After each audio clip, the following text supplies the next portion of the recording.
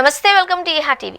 తెలుగుదేశం పార్టీని గత 3 దశాబ్దాలుగా ఒంటి చేత్తో నడిపిస్తున్న చంద్రబాబు ఈసారి పార్టీ బాధ్యతలను చాలా వరకు కుమారుడు లోకేష్ భుజాన పెట్టనున్నారు.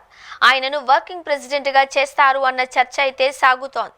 లోకేష్ కు కీలక పదవి ఇవ్వాలి అని కూడా మహానాడులో సీనియర్ల నుంచి జూనియర్ల దాకా ఒకే డిమాండ్ గా వినిపించింది. నిజానికి ఈ పదవి లోకేష్ కు ఇస్తారు అని చాలా కాలంగా అనుకుంటున్న సంగతి.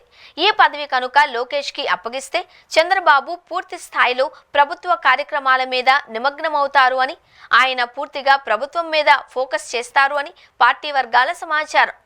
ఆయన తన కుమారుడికే కీలక పదవి ఇచ్చుకున్నారు అన్న మాట రాకుండా ఉండేందుకు ముందుగా కేంద్ర మంత్రి కింజారపు రామ్మోహన్ నాయుడిని పొలిట్ బ్యూరోలోకి తీసుకుంటారు అని తెలుస్తోంది. ఆ విధంగా యువకుడు, బలమైన బీసీ నేతగా ఉన్న రామ్మోహన్ కి ప్రాధాన్యత ఇచ్చినట్లుగా ఉంటుంది అని ఆలోచన చేస్తున్నారట.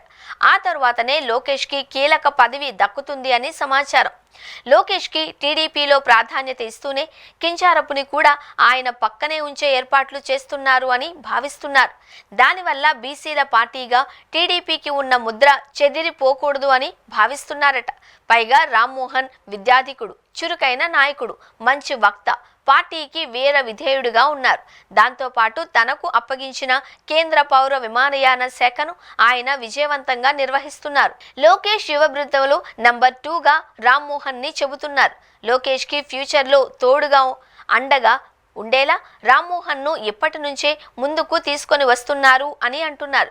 ఇక మహానాడు బాధ్యతలు కూడా రామ్మోహన్ కి అప్పగిస్తే ఆయన విజయవంతంగా పూర్తి చేశారు.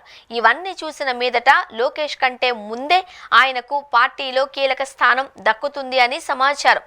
అంతేకాదు లోకేష్ బృందంలోని కీలకమైన వారికి కూడా పొలిట్ బ్యూరోలో స్థానం దక్కుతుంది అని పార్టీ వర్గాలు అంటున్నాయి. అలా ఒక సమర్థవంతమైన యువ బృందాన్ని పొలిట్ బ్యూరోలోకి తీసుకోవడం ద్వారా టీడీపీకి తాజాదనం తేవడంతో పాటు లోకేష్ భవిష్యత్తు నాయకత్వాన్ని బలోపేతం చేయాలన్న ఆలోచన టీడీపీ అధినాయకత్వం మీద ఉంది అని భావిస్తున్నారు.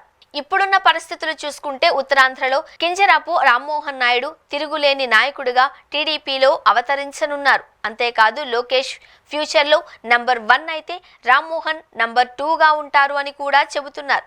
నిజంగా టీడీపీ అధినాయకత్వం వద్ద అంత నమ్మకం పెంచుకున్న రామ్మోహన్ నాయుడు దక్షను అంతా మెచ్చుకుంటున్నారు.